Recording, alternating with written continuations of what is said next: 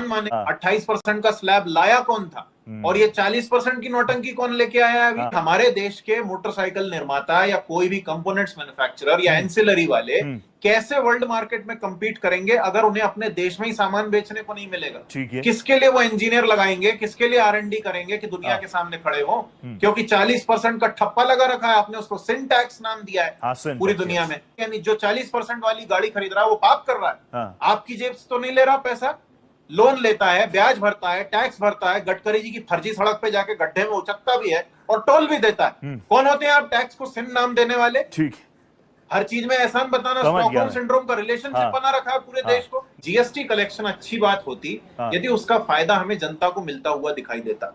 2 साल से हिमाचल में बाढ़ आ रही है, आपदा है, एरियर्स अटका हुआ है, फ्लड रिलीफ का पैसा ढंग से रिलीज नहीं किया गया है। उल्टे उसके बाद अभी उत्तराखंड, पंजाब, जम्मू सब जगह स्थिति चिंताजनक है। पैसा तुरंत डिस्पर्स होना चाहिए, लेकिन पैसा डिस्पर्स होके जा कहां रहा है? एनवायरमेंट इंपैक्ट असेसमेंट से लेकर और इस एथेनॉल के नियम कानून तक हर चीज में रेगुलेशन में रिलीफ देके देश का पैसा इनके लिए लगवाया जाता है और देश की महंगाई बढ़ती जाती है। ये चाहे कुछ भी आंकड़े दे दें, लेकिन सच ये है कि आपको सड़क पर असली दुनिया में गरीबी बढ़ती हुई साफ साफ दिखाई दे रही है।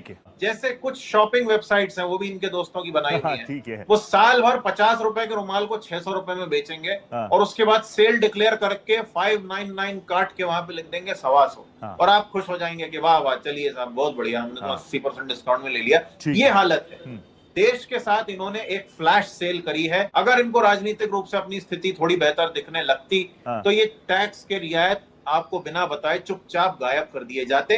लेकिन उससे पहले यानी अगले 4-6 महीनों में इनकी वोट चोरी की सरकार जाएगी। ठीक है, मुझे लगा शायद आज आप इनको कांग्रेचुलेट करोगे। कांग्रेचुलेट तो हम